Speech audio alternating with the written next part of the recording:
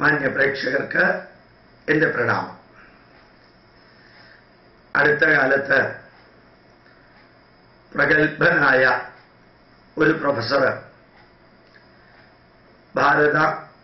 ഭാരതീയ ശാസ്ത്ര പൈതൃകത്തെക്കുറിച്ച് നല്ല ഒരു സദസ്സിൽ ക്ലാസ് എടുക്കുന്നത് കേട്ടു കണ്ടു. അതേ സദസ്സിൽ അദ്ദേഹത്തിന് ശേഷം എനിക്കും ക്ലാസ് എടുക്കാനുള്ള ഭാഗ്യമുണ്ടായി.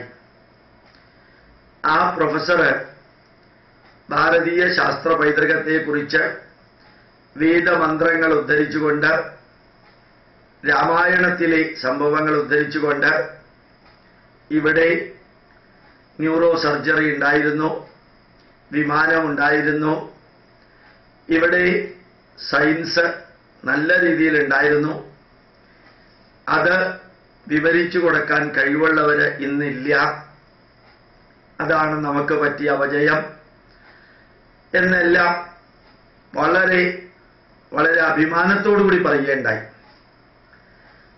അത് മുഴുവനും ഉദാഹരണ സഹിതവും അദ്ദേഹം പറഞ്ഞത്, ഗണപതിയുടെ തല മനുഷ്യന്റെ ശരീരത്തിൽ വെച്ച് ഗണപതി ഭഗവാൻ എന്ന സങ്കല്പമുണ്ടായത് ന്യൂറോ സർജറിയുടെ വളരെ വലിയ ഒരു ഉദാഹരണമാണ്. അതുപോലെ മഹാവിഷ്ണുവിന്റെ തല തെറിച്ചു പോയപ്പോൾ ഒരു കുതിരയുടെ തല വെച്ച് ഹയഗ്രീവൻ എന്ന ഒരു അവതാരത്തിന് ജന്മം നൽകിയതും സർജറിയുടെ എക്സാമ്പിളാണ്. അതിനുശേഷം അദ്ദേഹം പറഞ്ഞു, ടെസ്റ്റ് ട്യൂബ് ശിശുക്കൾ ഒരു മാംസപിണ്ഡം ഗാന്ധാരി പ്രസവിച്ചപ്പോൾ ആ മാംസപിണ്ഡത്തെ 101 കഷ്ണങ്ങളാക്കി ഓരോ പാത്രത്തിലിട്ട് വേദവ്യാസൻ ആ പാത്രത്തിൽ എന്താണ് ഉണ്ടായിരുന്നതെന്ന് നമുക്ക് അറിഞ്ഞൂടാ. ആ മാംസപിണ്ഡം 101 മനുഷ്യരായിട്ട് വളരാൻ പാകത്തിന് അദ്ദേഹത്തിൻ്റെ ആത്മീയ ശക്തിയും ആ പാത്രത്തിൽ വെച്ചിരുന്ന ആ കോമ്പോണന്റുകളും ചേർന്ന് 101 മക്കളായിട്ട് കൊണ്ടുവരാനുള്ള ടെസ്റ്റ് ട്യൂബ് ശിശുക്കളുടെ ജനനത്തിന് ഭാരതത്തിൽ തെളിവുകളുണ്ട് എന്നും, ദ്രോണാചാര്യര് അങ്ങനെയുള്ള ഒരു ടെസ്റ്റ് ട്യൂബ് ശിശുവാണെന്നും വളരെ സുദീർഘമായിട്ട് പല വരികളും ഉദ്ധരിച്ചുകൊണ്ട് പറയുകയുണ്ടായി. അത് മുഴുവനും കേട്ടുകൊണ്ടിരുന്ന എനിക്ക് ഒത്തിരി വേദന തോന്നി, വളരെയധികം വേദന തോന്നി. ഭാരതത്തിൻ്റെ ശാസ്ത്ര പൈതൃകം വിവരിക്കാനായിട്ട് ഇതുപോലെയുള്ള കഥകളോ അല്ലെങ്കിൽ വലിയ തെളിവുകളില്ലാത്ത കുറെ കാര്യങ്ങളോ പറഞ്ഞ് ജനതയെ അംഗീകരിപ്പിക്കാൻ ശ്രമിച്ചാൽ ഭാരതത്തിലെ യഥാർത്ഥ ശാസ്ത്ര പൈതൃകം ആരും അറിയാതെ പോകും. മഹാവിഷ്ണു എന്ന് പറയുന്നത് ഒരു മനുഷ്യനല്ല, അതൊരു സങ്കല്പമാണ്. ത്രിമൂർത്തി സങ്കല്പത്തിൽ ബ്രഹ്മാ വിഷ്ണു മഹേശ്വര സങ്കല്പത്തിലുള്ള മഹാവിഷ്ണുവിൻ്റെ തല പോയി എന്നും ആ തലയിൽ ആ കുതിരയുടെ തല വെച്ചു എന്നുള്ളത് കഥയും സങ്കല്പവുമല്ലേ? അതേപോലെ തന്നെ മഹാഗണപതി എന്ന് പറയുന്നത് 162 സെന്റിമീറ്റർ പൊക്കവും 56 ഇഞ്ച് ചെസ്റ്റളവും നമ്മളെപ്പോലെ ഭാരവുമുള്ള ഒരു മനുഷ്യനല്ല. മഹാഗണപതി സങ്കല്പമാണ്, സങ്കല്പമാണ്. അത് യഥാർത്ഥത്തിൽ പറഞ്ഞാൽ അതില്ലെന്നോ ഉണ്ടെന്നോ എന്ന് വാദിക്കാനല്ല ഞാൻ പുറപ്പെടുന്നത്. ഒരു കഥയിലെ മഹാഗണപതി സങ്കല്പത്തിലെ നമ്മൾ തന്നെ പറയാറില്ലേ, ഈ നാളികേരം ഗണപതിയാണെന്ന് സങ്കല്പിച്ചു പൂവിടാം. ഗണാനാം ത്വാ ഗണപതികം ഭവാമഹേ കവിം കവീനാമുപമശ്രവസ്തമം ജ്യേഷ്ഠരാജം ബ്രഹ്മണാമാനശൃണ്വന്നോതിവിസീദ സാദനം. മഹാഗണപതയേ നമഃ. ആഗച്ഛാഗച്ഛാവാഹയാമി. ആവാഹിതോ ഭവ, സംസ്ഥാപിതോ ഭവ, സ്വാഗതോ ഭവ, വകുണ്ഠിതോ ഭവ, വ്യാപ്തോ ഭവ, സ്ഥിരോ ഭവ, പ്രസീദ പ്രസന്നോ ഭവ എന്ന് പറഞ്ഞ് പൂവിടാറുണ്ട്. ഒരു നാളികേരത്തെ ഗണപതിയാണെന്ന് സങ്കല്പിക്കാറുണ്ട് നമ്മൾ. മഹാവിഷ്ണുവിനെ സങ്കല്പിക്കുന്ന യോഗി ഹൃദയാനുഗമ്യം വന്ദേ വിഷ്ണു, യോഗികളുടെ മനസ്സിൽ മാത്രം സങ്കല്പിക്കാൻ സാധിക്കുന്ന ഒരു അവാച്യമായ രൂപമാണ് മഹാവിഷ്ണു. എന്ന് പറയാറുണ്ട്. അപ്പൊ ആ സങ്കല്പത്തിലെ പുരുഷന്മാരെടുത്ത് ശാസ്ത്രത്തിന്റെ ലെവലിലേക്ക് കൊണ്ടുവരികയും ഗാന്ധാരി പ്രസവിച്ചത് പിണ്ടമാണോ 101 കുട്ടികളാണോ എന്നുള്ള വിവരണങ്ങളെല്ലാം എടുത്ത് ശാസ്ത്രമായിട്ട് വ്യാഖ്യാനിക്കുകയും ചെയ്താൽ സംഭവിക്കുന്ന ഏറ്റവും വലിയ അബദ്ധം, അതിന്റെ കൂട്ടത്തിൽ തന്നെ ശ്രീരാമൻ പുഷ്പക വിമാനത്തിൽ വന്നു എന്നുള്ളതെല്ലാം പറയുമ്പോൾ ശരിയായിരിക്കാം, തെറ്റായിരിക്കാം. പക്ഷേ ഈ നാടിന്റെ പൈതൃകത്തെ അവഹേളിക്കാൻ വേണ്ടി മുമ്പോട്ട് വരുന്നവർക്ക് ഇതുപോലെ വിവരിക്കുന്നവര് കയ്യിൽ ആയുധം കൊടുക്കണം, വടി കൊടുക്കുകയാണ്.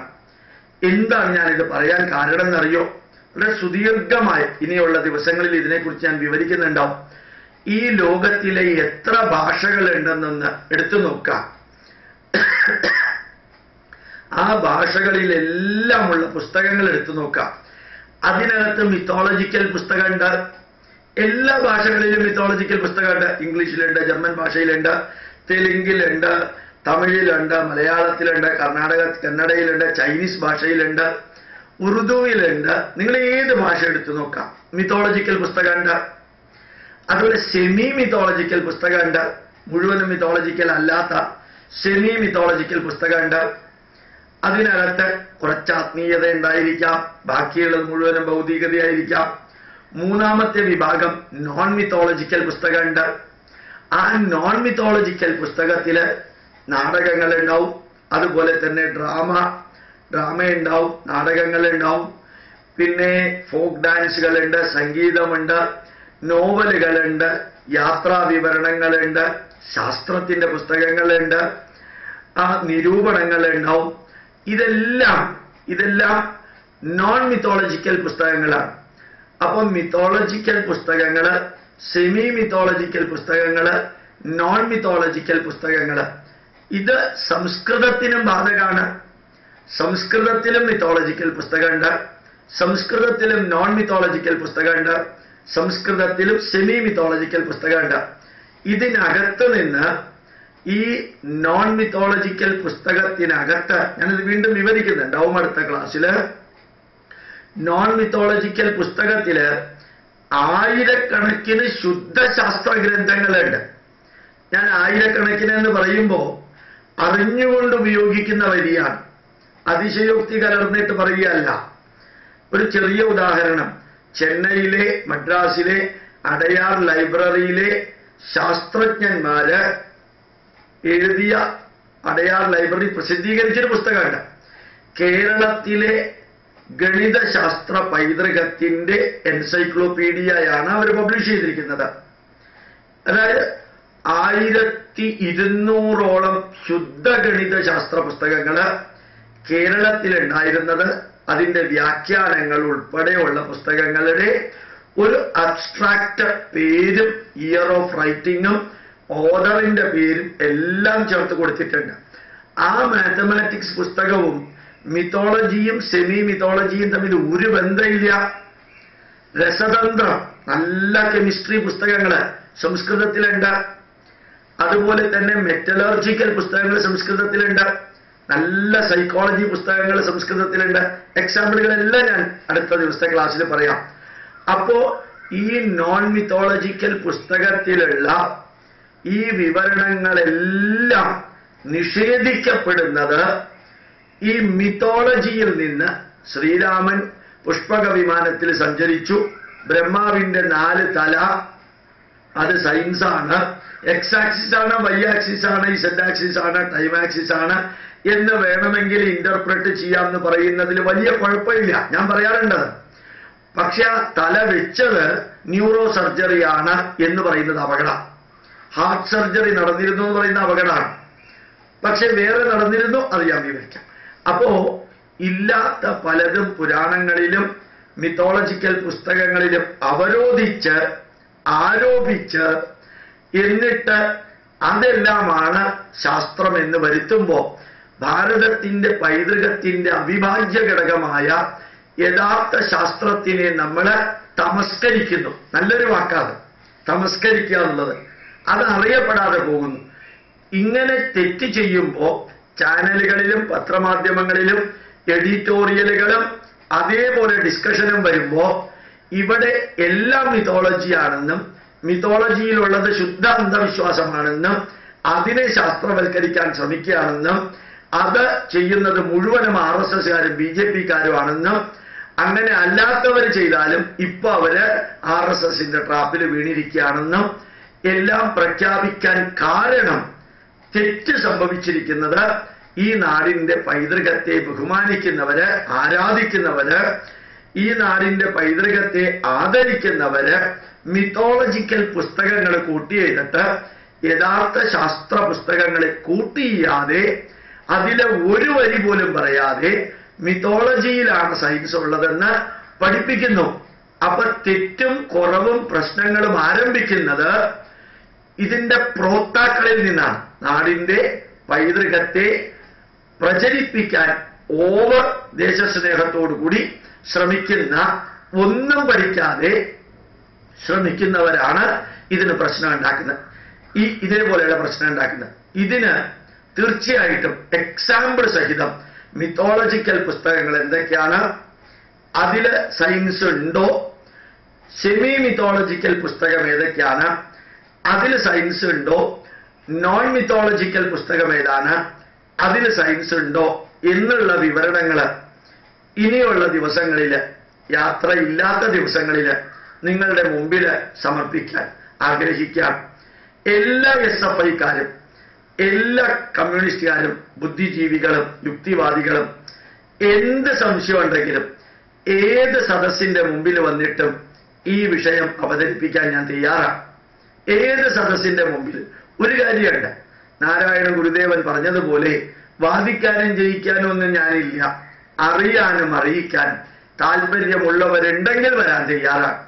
ഞാൻ ഈ സന്ദേശം നിങ്ങൾക്ക് സമർപ്പിച്ചത് 2 ദിവസം മുമ്പ് ഒരു പ്രൊഫസർ ഇങ്ങനെ പറഞ്ഞു എന്ന് പറഞ്ഞിട്ടാണ്. ആ പ്രൊഫസറുടെ ക്ലാസ് കഴിഞ്ഞ് അടുത്ത ക്ലാസ് എന്റേതായിരുന്നു. 1 മണിക്കൂർ 10 മിനിറ്റ് ഞാൻ ഇപ്പൊ പറഞ്ഞത് അവിടെ പറയുകയുണ്ടായി. എന്നിട്ട് ഉദാഹരണ സഹിതം ഇവിടെയുള്ള സയന്റിഫിക് ആൻഡ് ടെക്നോളജിക്കൽ ഹെറിറ്റേജ് വിവരിക്കുകയുണ്ടായി. അതിനകത്ത് ധാരാളം ഇടതുപക്ഷക്കാരുണ്ടായിരുന്നു. അവരെല്ലാം വന്ന് എന്നോട് പറയുകയും ചെയ്തു സന്തോഷത്തോടു കൂടി എന്താണിത്. ഞാൻ ഒന്നുകൂടി പറഞ്ഞു, നാളെ അത് വീണ്ടും ആവർത്തിക്കുന്നുണ്ടാവും. നമ്മുടെ പൈതൃകം പഠിക്കുന്നത്, ഒന്ന്, ഈ നാടിന്റെ പൈതൃകം പഠിച്ച് അഭിമാനത്തോടുകൂടി ഞാനൊരു ഇന്ത്യക്കാരനാണെന്ന് പറയാൻ. 2, നമ്മുടെ നാട്ടിലുണ്ടായ ഇൻവെൻഷനും ഡിസ്കവറിയും കണ്ടുപിടുത്തങ്ങളും അത് ഈ നാട്ടിലുള്ളതാണെന്ന് ലോകത്തെ അറിയിക്കാൻ. 1, അഭിമാനത്തോടുകൂടി ഒരു ഇന്ത്യക്കാരനാണെന്ന് പറയാൻ. 2, നമ്മുടെ കണ്ടുപിടുത്തങ്ങൾ ലോകത്തെ അറിയിക്കാൻ. 3, ഇന്ന് നമുക്ക് ഉപയോഗിക്കാൻ യോഗ്യതയുള്ള പൈതൃക അറിവുകളെല്ലാം ഇന്നത്തെ ജീവിതത്തിൽ ഉപയോഗിക്കാനും കൂടി വേണ്ടിയാണ് നമ്മൾ ഈ പൈതൃകം പഠിക്കുന്നത് എന്ന് ഞാൻ പറയുകയുണ്ടായി. അതെല്ലാം ചേർത്ത് അടുത്ത ദിവസങ്ങളിൽ വീണ്ടും വിവരിക്കുന്നുണ്ടാവും. പ്രണാമം, നമസ്കാരം.